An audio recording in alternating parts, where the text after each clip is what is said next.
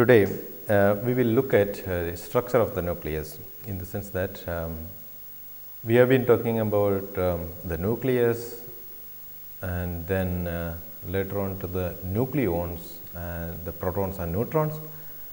Further, we went on to the substructure of the protons and neutrons and then discussed the quark model,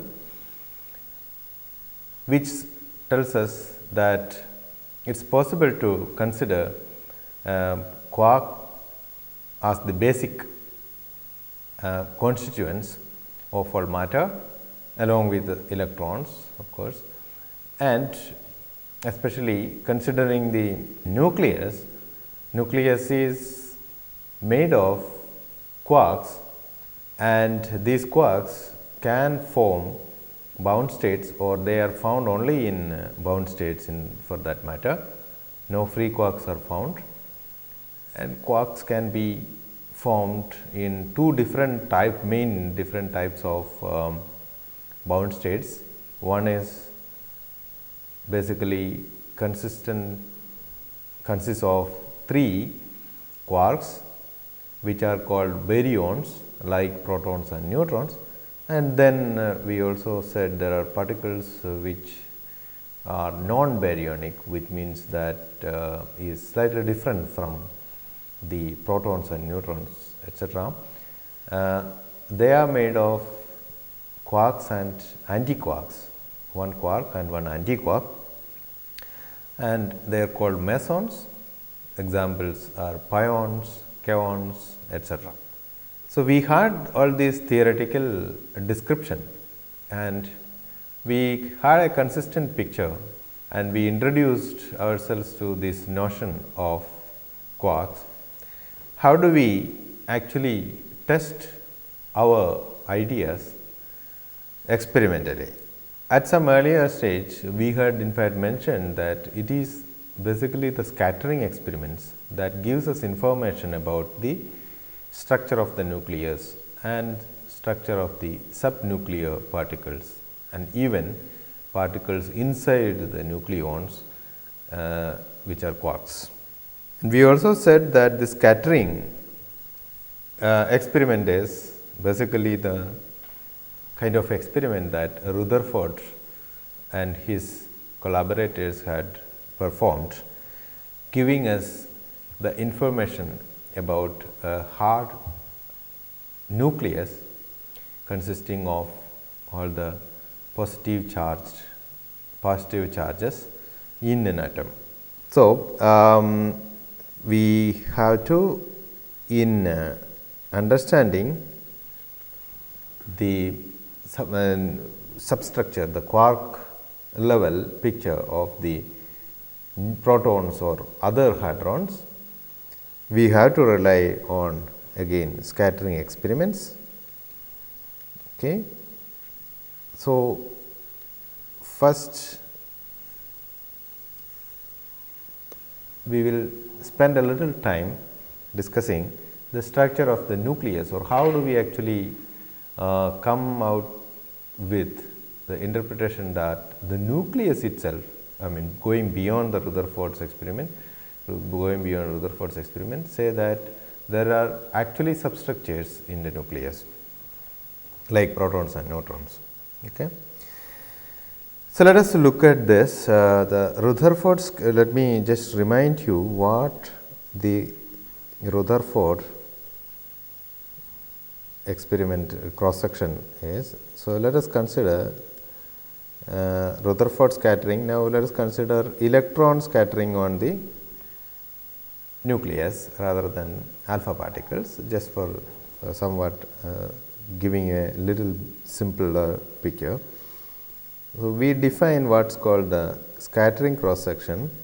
Let me call in this particular case this Rutherford scattering cross section d sigma over d omega, which is related to the number of particles that you will observe at an angle theta in a solid angle d omega.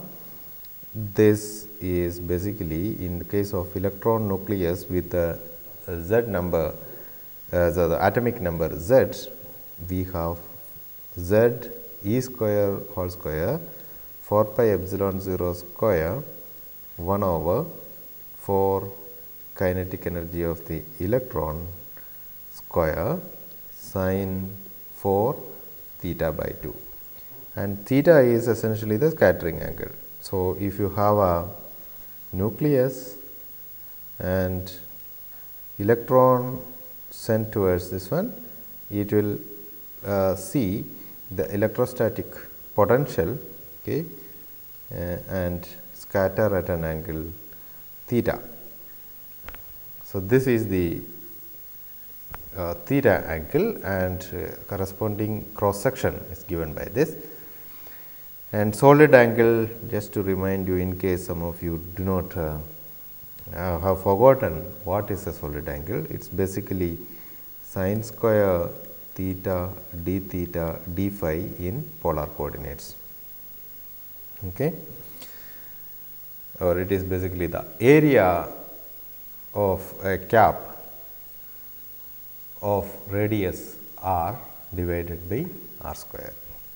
Now, let us have some theoretical understanding of this whole thing. Basically, let us consider the initial electron wave function as okay, the wave function is psi I, let me denote it by that, and then final electron wave function after the scattering, let me denote it by psi f, okay. And between these two, the electron undergoes an interaction. So, interaction of the electron with nucleus, let me denote that by a Hamiltonian part H interaction. So, interaction Hamiltonian, the potential essentially, okay. In quantum mechanics, the corresponding operator. So, we can say that the probability amplitude for an electron in psi I wave state to interact with H interaction to transform to stage psi f is, let me denote that by T f I initial to final, is basically H I n t sandwiched between H I and H f. This is the quantum mechanical probability amplitude for this particular thing to happen, and the corresponding probability itself okay, for, let me write that down, for psi I to go to psi f through H interaction is equal to now T f I square. So, this is basically the quantum mechanically schematic way of writing the transition of the electron state when it scatters of a nucleus or encounters any such nuclear potential or any such potential in fact. Now, usually in an experiment you do not have a particular electron which is sent on a particular nucleon. Rather, you will have a beam of electrons like a beam of alpha particles sent to a target system of a target nucleus, nuclei, many such as things like alpha particles sent to a gold foil. So, let us connect with experiment like this.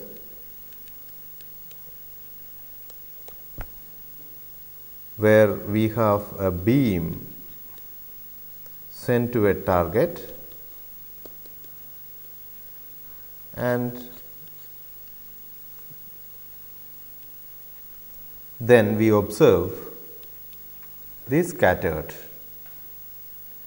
particles. Okay.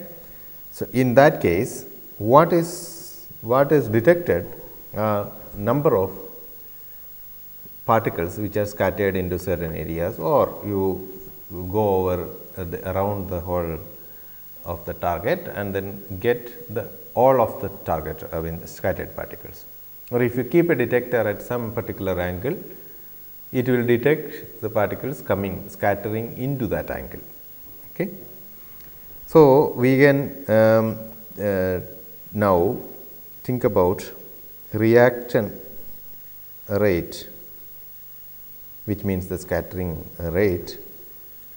So, per target particle, per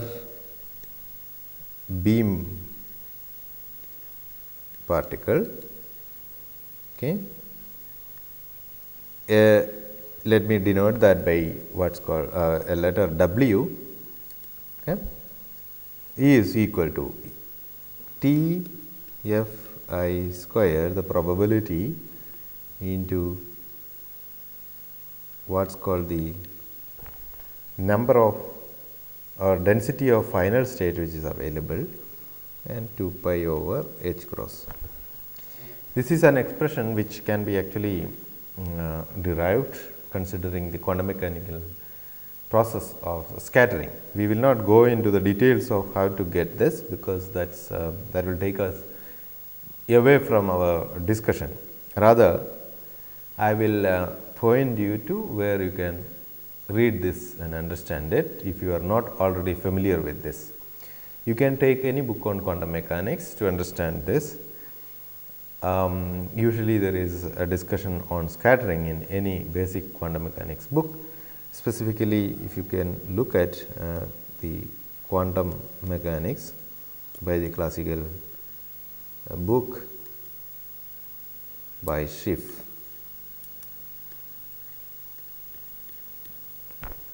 Okay. So, here rho is basically the number density, number of states, density of final states, okay, that this beam can go into, number of available states, density of final states between energy E and E plus d. Okay. So, with the TFI described in the earlier slides, we can write now W as 2 pi over h cross, 2 pi over h cross psi f h interacting psi I square dn by d, which is basically E, rho E. Okay. Fine. Now, we will see what is this number of final state that we are talking about. Let us consider a particular particle, and what is the minimum space that it will occupy in its phase space. When I say phase space, it is the space spanned by coordinates, position coordinates, let us say, or the position coordinates and momentum of momentum. So, it is a 3 dimension for the coordinates and 3 dimension for the momentum, together 6 dimensional space. Okay, 6 dimensional. Idea in why we are talking about phase space is because essentially when we talk about a particle, the kinematics of the particle, what we need to know is where the particle is and what the energy of that particle or the momentum of that particle is. This is what basically we do when we say that, okay, go back to the Newtonian mechanics, classical mechanics or any such a thing. there also, when we say that we understand what the dynamics is, basically to understand where the particle is and how it is actually traversing in space and with what momenta at any time. Okay.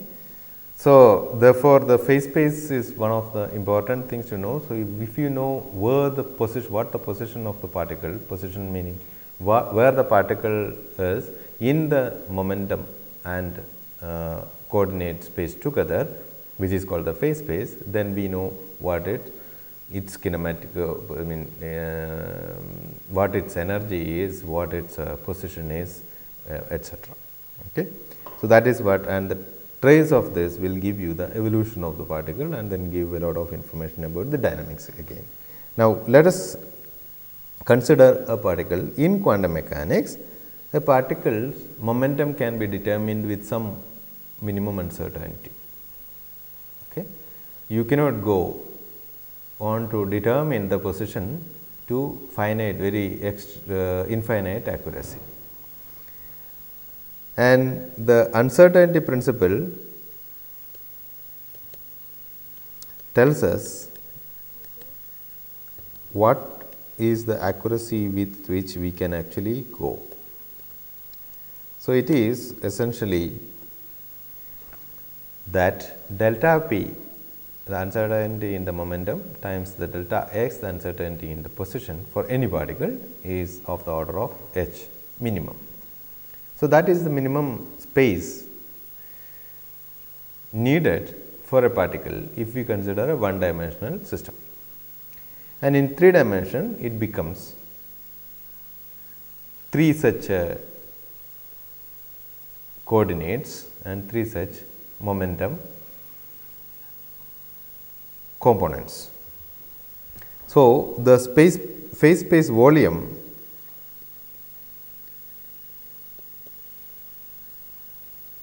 per particle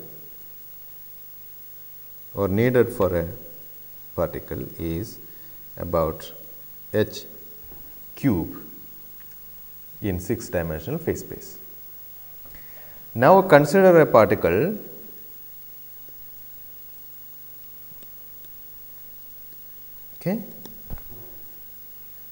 scattered into a volume, spatial volume V,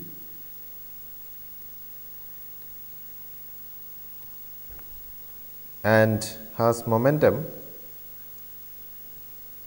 between p and p plus dp, and this will tell you the phase space available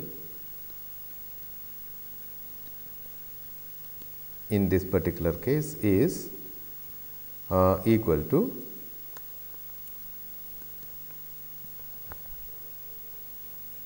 V times 4 pi p square dp. 4 pi p square dp is the volume in the momentum space for momentum between p and p plus dp. That is only the magnitude that we are considering. So, we have to integrate over the the angles, and then that will give you a 4 pi factor, 4 pi p square factor. Okay. So, this is the volume phase space available for available total. So, per particle or the number of final state particles or number of final state available for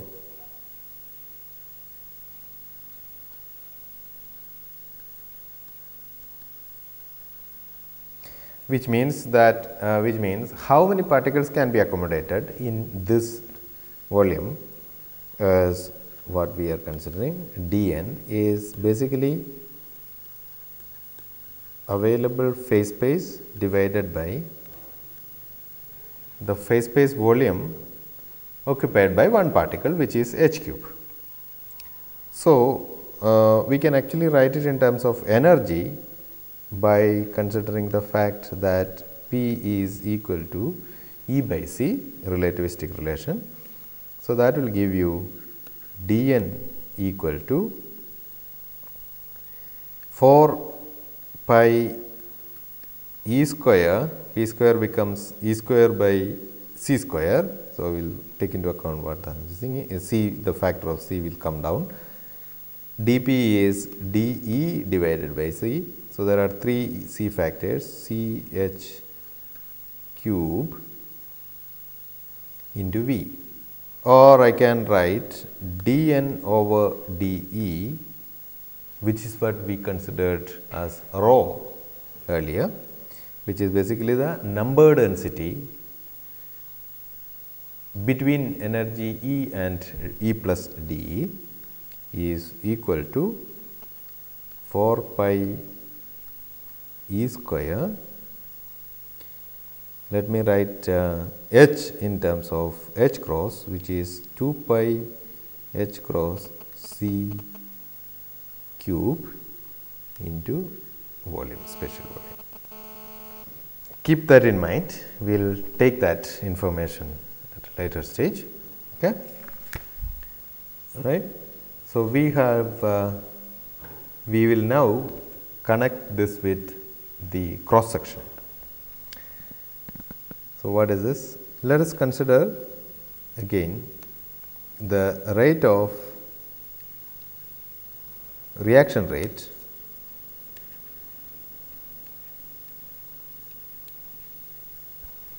into solid angle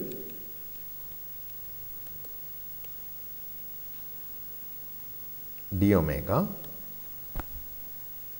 per target particle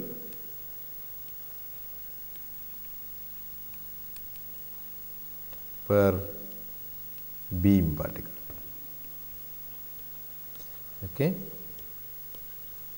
This is basically W, but not the whole thing, only into solid angle d omega. So, what we mean here is, what is the rate of reaction if there is only one particle coming in, okay, into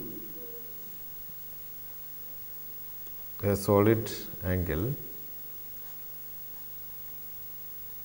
d omega, okay, and at angle say theta whatever.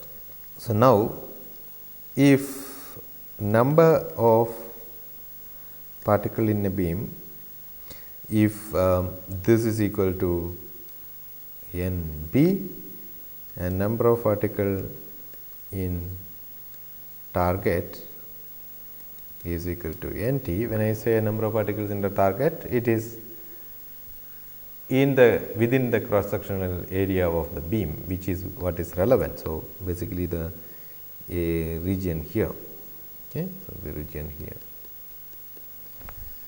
all through that thing. If this is labeled like in that fashion, we can say that rate of reaction or reaction rate into solid angle, in this case with NB particles in the beam and NT particles in the target,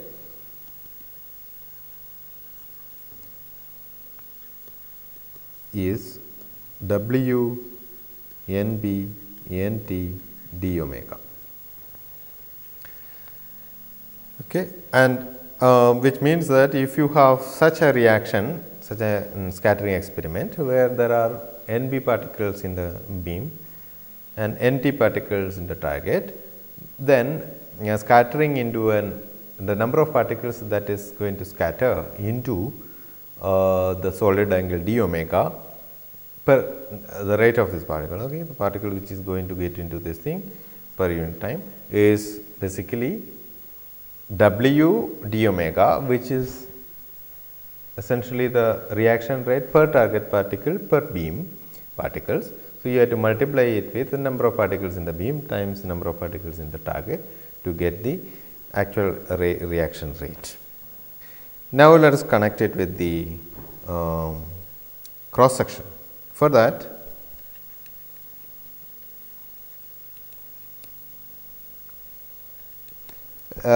we had already discussed earlier what the cross section is, etc. in the when we discuss the Rutherford experiment. So, let me remind you what we had there. If you have a nucleus like this, or take a hard sphere scattering, which was what we considered as an elementary scattering experiment. So, if the particle in a small cross section scatters into a solid angle d omega at an angle theta with the beam direction, then the d sigma, which is the cross section of the beam, relevant portion of the beam, times the flux of the beam, number of particles crossing cross section area in unit time, per unit time and per unit area of the beam cross section, times the number of target particle is going to be the number of particles scattered into solid angle omega, scatter angle, solid angle d omega. Flux itself, flux can be written as number density into the speed. All right. So, that will give you the volume number density. NB is the number of particles divided by volume into VB is basically the speed.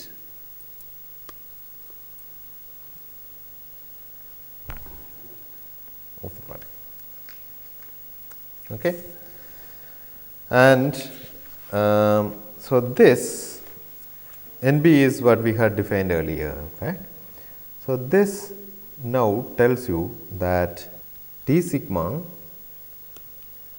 flux NB by V into VB into NT is equal to number of particles scattering into solid angle d omega, which is W d omega NB NT.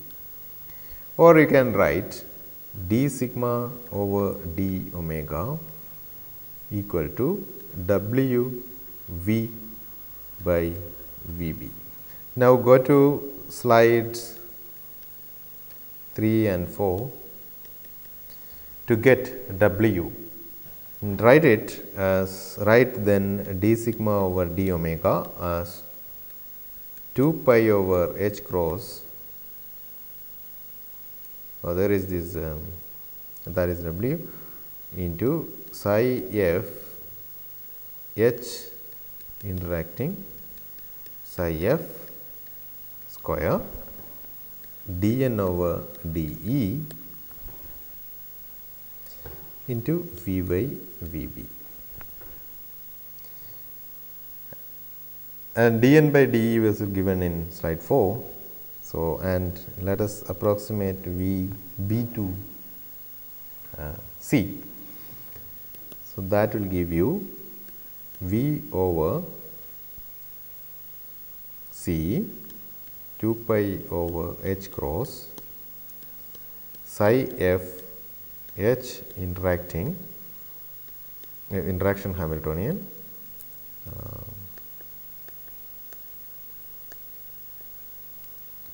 this should be psi I square 4 pi e square dN by dE is 4 pi e square 2 pi h cross c power 3 into V, and the whole thing then becomes V square e square 2 pi square h cross c power 4 and factor of 4 pi psi, which we will worry about later, h interaction psi I square. Okay. So, this is your d sigma over d omega, what we call the differential cross section. unless we know what H interaction is, we will not be able to proceed. So, let us look at the case of electrostatic interaction. Electrostatic interaction between the electron and the nucleus. See. In that case, interaction Hamiltonian is E times the electrostatic potential, and in quantum mechanics it is the corresponding operator phi.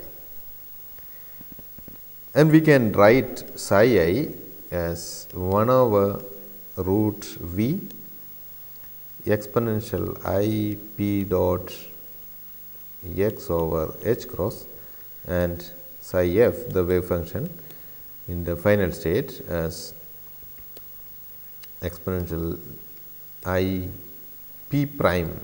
Let us say the momentum is denoted by p prime in the final state, and that will give you psi f h interaction psi I equal to E over, there are 2 under root v's in the denominator, will give you 1 over v, and the transition matrix element in the coordinate representation is exponential I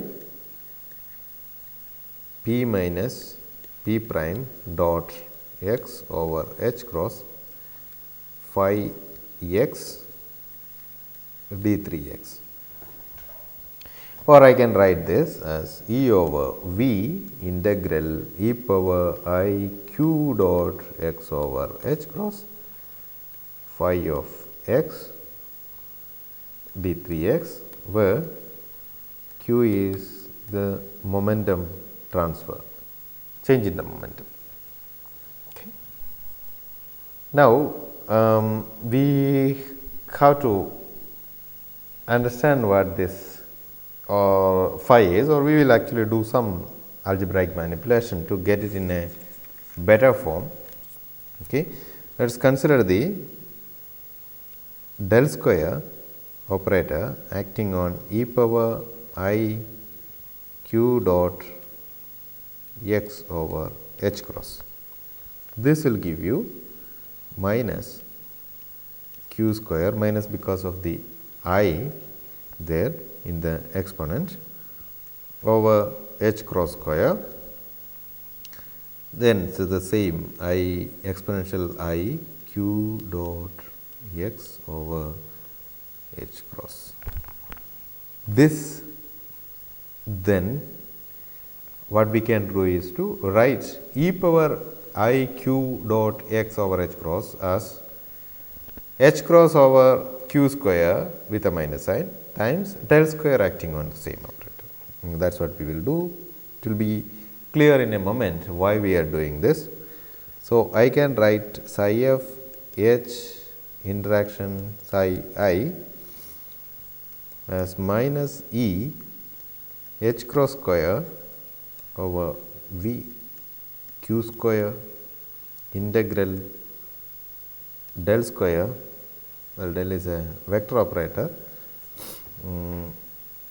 Sometimes I will put that vector sign, sometimes I will not put it, but you just see that that is actually del is a gradient, which is basically a vector operator. So, when we say del square, you understand that it is del dot del e power I q dot x over h cross times phi x.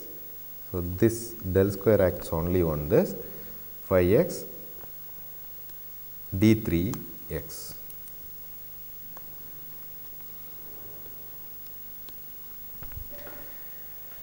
Now, we will consider Green's theorem.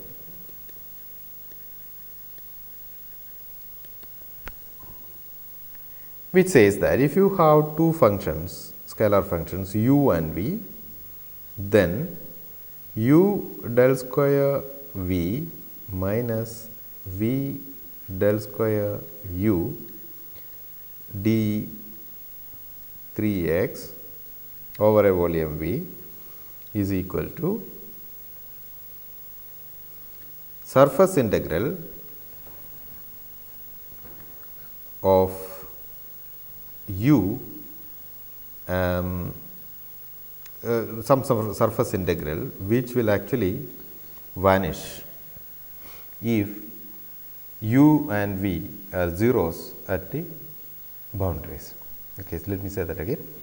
So, Green's theorem says that if you have two scalar functions which are functions of coordinates x, then integral over the volume u del square v minus v del square u d 3 x is equal to 0 if u and v vanishes at the boundaries, bounding surface. Any volume is bounded by a surface, closed surface, and if u and v vanish in the surface, this right hand side of this is equal to 0.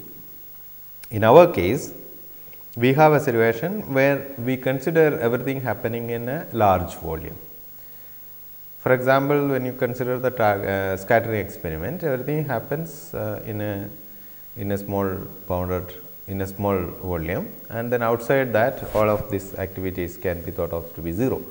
The electrons, the beams, electron beams, the electron itself is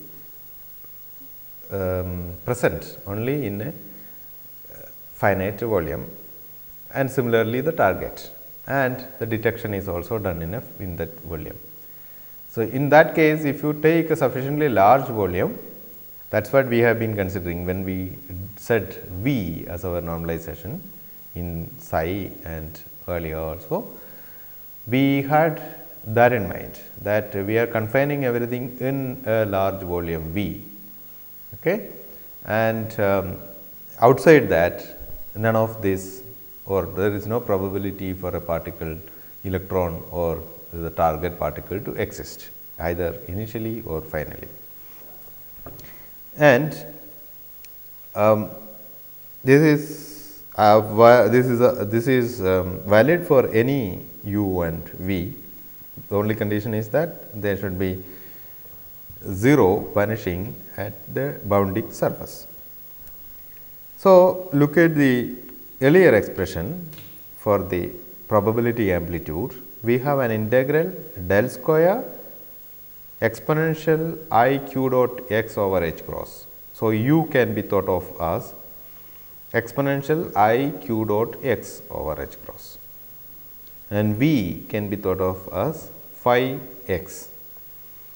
So, I can actually swap this u and v and write it as psi f h interaction psi I is equal to minus E square h cross square v q square integral exponential I q dot x over h cross, now u del square acting on phi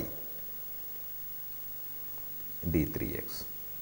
This is as per Green's theorem. We are talking about electrostatics, and therefore, del square phi should be equal to minus rho over the charge density over epsilon 0, where rho, this rho is different from the rho we considered earlier. Rho is the charge density, electrostatic charge density. For example, for a point particle, this rho would be a delta function. So, then we can write psi f E h I n t psi I equal to minus sign in del square f cancels with an already existing minus sign, E over v h cross over square over q square integral del square phi is rho x e power I q dot x over h cross d3x. Now, this is the electrostatic potential, the phi is the electrostatic potential seen by the electron, and that is due to the presence of the nucleus in our present case. And we know that the nucleus has a charge Z e. So, rho of x is equal to Z e. Question is whether it is a point particle, which means it exists only at a particular point x equal to some x 0. In that case, the density is the total charge times the delta function. Otherwise, we can actually associate a distribution function phi x with this, which will tell you how the charge is distributed in space. Since total charge is Z e, f of x d3x over the whole volume is equal to 1, which is the normalization that we have. So, now look at the earlier integral in the probability amplitude. That is, that can be written as E over V h cross over q square Z e integral f of x e power I q dot x over h cross d3x. This integral f of x e power I q x over h cross d3x is the Fourier transform of f x. And since x is integrated out, it is a function only of q. So, we will write it as S psi f h I n t psi I equal to z e square h cross square over v. Of course, I missed an epsilon 0 in all this. So, rho over epsilon 0 was there.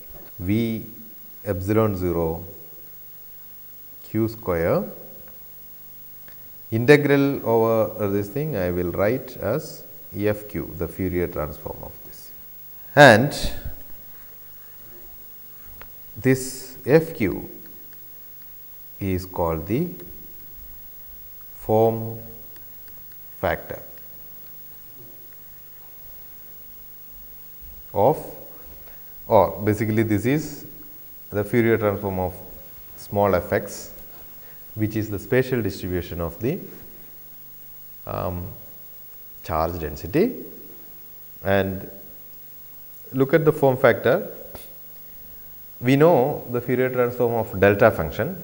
As I said, if it is a point particle, the charge density is z e times delta function. In that case, f x is basically delta function, and Fourier transform of delta function is 1 integral delta x d3x is equal to integral delta x e power I q dot x d3x is equal to 1. So, that is saying that in that case f q is equal to 1, and therefore, probability density comes down to z e square over h cross z e square h cross square over v epsilon 0 q square, and the corresponding cross section d sigma over d omega is equal to v square over e square 2 pi square h cross C4, we had a factor of 4 pi which we remember. Then the probability amplitude square z square E4 h cross over power 4 divided by epsilon 0 square v square q square f q square. V factor cancels out, h power 4 cancels out, there are all these factors which will cancel out.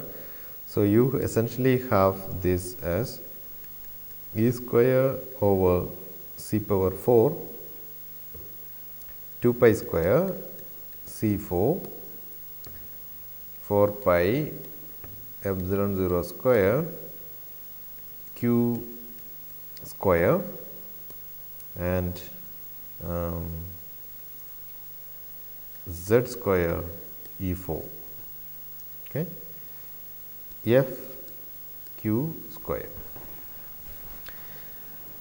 And if it is a point particle, if we consider it as a point particle, then you will have f q equal to 1 and the rest of it will give you the Rutherford scattering expression once you identify or rewrite the q in terms of the scattering angle. Remember, q is p minus q, this thing. So, we can in fact get that from, there is this initial momentum and final momentum, and q is p minus p prime. So, it is p minus p prime, and from the relation between these we will get q square actually equal to p, if we consider the elastic scattering, that the magnitude of p remains the same, then you can take, it will get that 1 over sine power 4 theta by 2 from q square. I will leave that part to you to work out, but essentially we will get the Rutherford scattering amplitude scattering cross section expression if we put f q equal to 1. So, what is f q? As we said, it is evidently, it is very clear that f q is basically the information about the charge distribution. Now, we had to do an experiment, we do not know what that is, say a priori, and then we do a scattering experiment. D sigma over d omega can be experimentally determined, and we will have to fit this experimental result for different momenta etc., to the right hand side of this expression and find out what is f q, and that will give you information about what is the charge distribution. And if there are clumps, this clustering there, then we will get information about that clustering of charge distribution inside the nucleus. So, that is the idea. So, we will get to that in the next discussion.